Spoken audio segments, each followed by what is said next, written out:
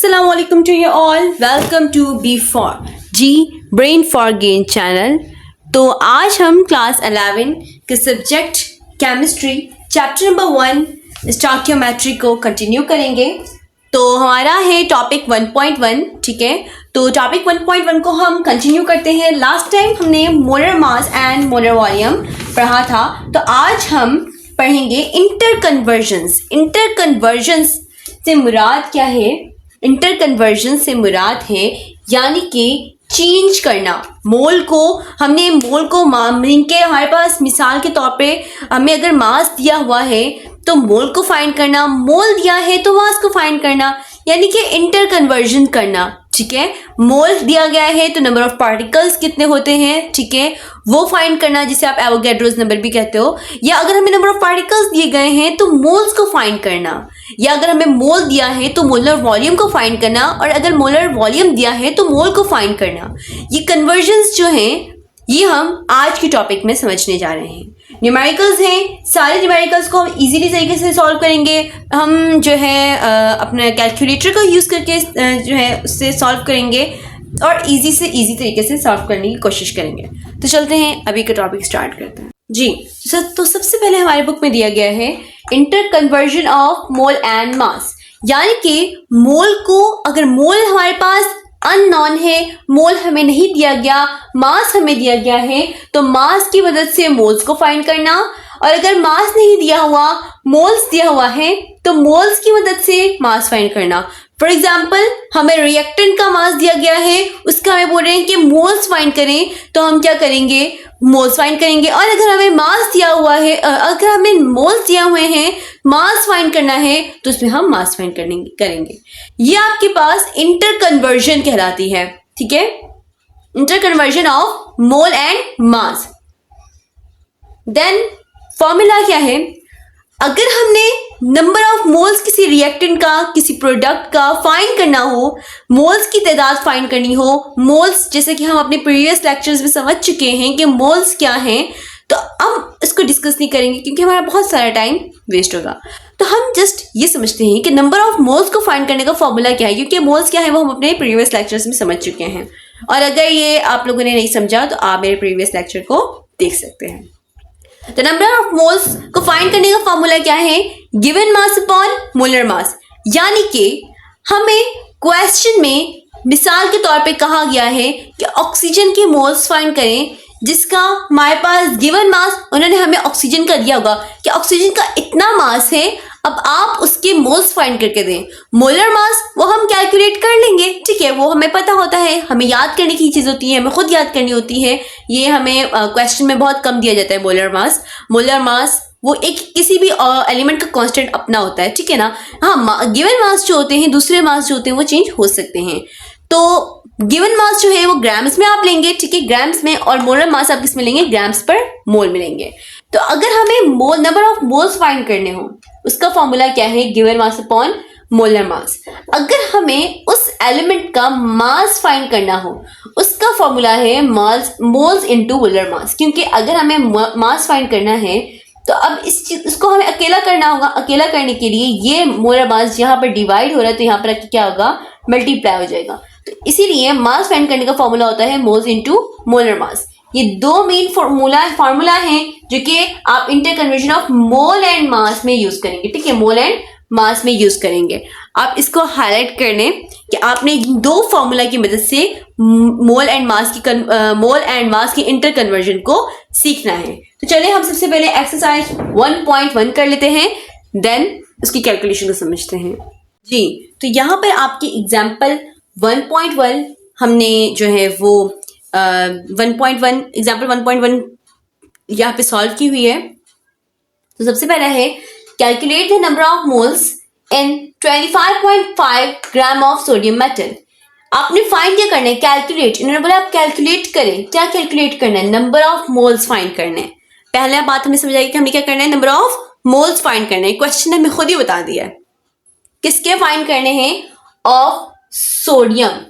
कौन से एटम के? सोडियम एटम के नंबर ऑफ मोल्स फाइंड करने हैं। अब हमने बोला था अगर हमें नंबर ऑफ मोल्स फाइंड करने होंगे तो इसके लिए हमें क्या गिवन होगा? मास गिवन होगा। तो इस क्वेश्चन में हमें मास दिया गया है जो कि है 25.5 ग्राम्स। तो सिंपल सी बात उन्होंने कही है कि calculate the number of moles find करें सोडियम मेटल के या सोडियम एटम का जिसका गिवन मास आपके पास है 25.5 ग्राम्स। ठीक, ग्राम्स में दिया हुआ है। डेटा आपका कैसे बनेगा? तो given mass of Na sodium के सोडियम एलिमेंट का सैंपल है। तो गिवन मास ऑफ Na क्या है आपके पास है is equal to 25.5 gram. Molar mass of sodium, तो मोलर मास हमने बोला था याद करना पड़ता है, ये कांस्टेंट होता है। तो ये याद क्या हुआ है आपकी बुक में भी जो है वो इन्होंने सॉल्यूशन आपके क्वेश्चन में नहीं दिया गया, आपको याद करना होता है। तो 23 ग्राम्स पर मोल 23 होता है, सोडियम का मोलर मास 23 होता है। अब आपके पास गिवन मास आ गया, मोलर मास आ गया, फाइंड क्या करना है? Number of moles of sodium, sodium के नंबर ऑफ मोल्स फाइंड करने हैं। सिंपल था डेटा, क्योंकि आपको गिवन मास दिया गया है, मोलर मास आपको पास अंडरस्टैंड होता है, इसके बाद आपको नंबर ऑफ मोल्स फाइंड करने हैं। सॉल्यूशन है number of moles of sodium, sodium के नंबर ऑफ मोल्स। ठीक है, इसका हमने जो है वो फॉर्मूला बनाया, हमारे पास क्या था नंबर ऑफ मोल्स का, number of moles of sodium. Sodium हमने एडिशनल तौर पे ऐड किया क्योंकि हम बता रहे हैं कि हम किसका नंबर ऑफ मोल्स फाइंड कर रहे हैं। तो number of moles is equals to given mass upon molar mass. Given mass आपके पास क्या है 25.5 ग्राम, तो हमने 25.5 लिख दिया, यूनिट्स भले ना लिखें, यहाँ पर शो जरूर करना है। ठीक है, मोलर मास आपके पास है 23, हमने 23 लिख दिया। ठीक है, गिवन मास 25.5, मोलर मास 23, हमने ये दोनों लिख दिया। अब अगर इन दोनों को हम डिवाइड करें, इधर हम डिवाइड करते हैं, इधर हम कैलकुलेटर में डिवाइड करते हैं। अगर इनको हम डिवाइड करें तो 25 नजर आ रहा है, देखते हैं, ये देखें, एक मिनट,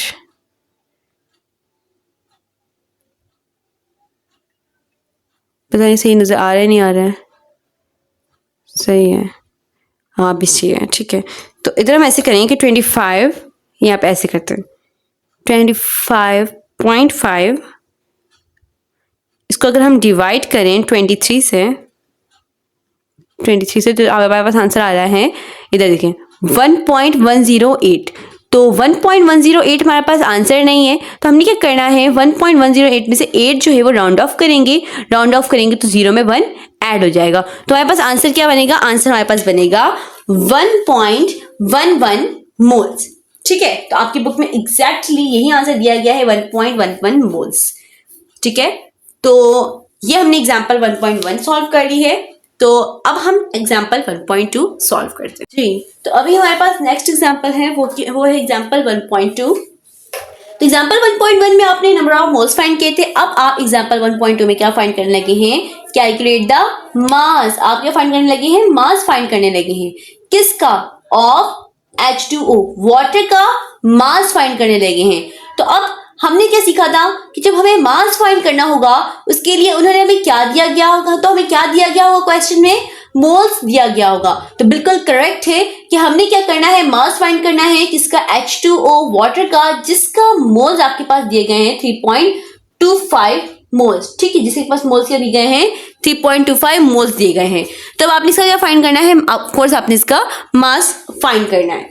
डेटा में क्या लिखेंगे? Number of moles of H2O, यानी कि आपके पास H2O के नंबर ऑफ मोल्स कितने दिए गए हैं? 3.25 मोल्स दिए गए हैं। ठीक है, नेक्स्ट आप लिखेंगे मोलर मास ऑफ H2O, ये हमने खुद लिखना होता है। तो मोलर मास के लिए सबसे पहले हाइड्रोजन का मोलर मास क्या होता है?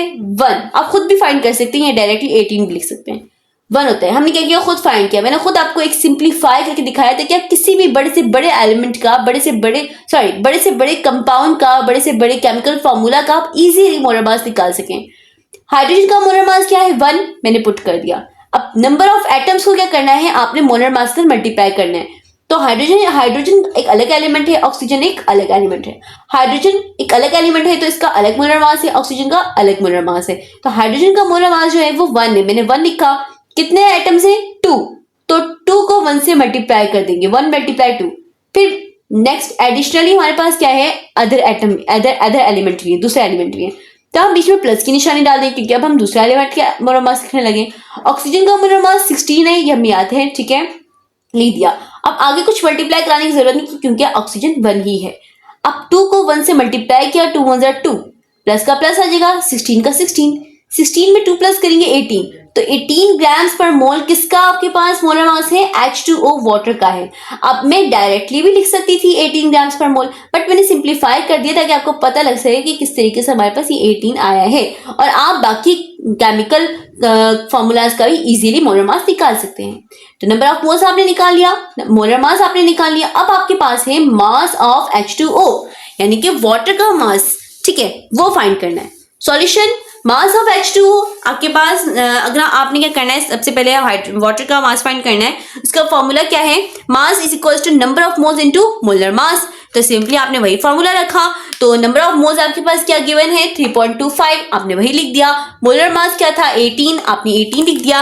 अब आपने इनको मल्टीप्लाई किया, इधर हम मल्टीप्लाई कर लेते हैं, ठीक है। तो क्या किया, आपके पास क्या दिया हुआ है नंबर ऑफ मोल्स? 3 इधर एक मिनट, हाँ, तो क्या दिया गया है? 3.25 दिया गया है। 3.25 इसको आपने मल्टीप्लाई कराया किससे? 18 से, तो आपके पास आंसर आ गया 58.5, एग्जैक्टली वही आंसर आया। तो आपके पास 58.5 ग्राम्स आपके पास आंसर आ गया, आपने मास फाइंड कर लिया। तो आज के लेक्चर में आपने क्या सीखा? आज के लेक्चर में आपने सीखा कि किस तरीके से अगर हमें मोल्स दिए हो तो हमने मास फाइंड करना है, और अगर हमें मास दिया गया हो तो मोल्स फाइंड करना है। उसकी हमने एग्जांपल्स भी करनी जो हमें बुक में गिवन है। और इंशाल्लाह अब हम इस लेक्चर को यहीं पर स्टॉप करते हैं। अब हम इंशाल्लाह नेक्स्ट लेक्चर में समझेंगे कि अगर हमें मोल्स दिए हैं तो हम नंबर ऑफ पार्टिकल्स कैसे फाइंड करें, और अगर नंबर ऑफ पार्टिकल्स दिए हैं तो मोल्स कैसे फाइंड करें। तो तब तक के लिए टेक केयर, अल्लाह हाफिज।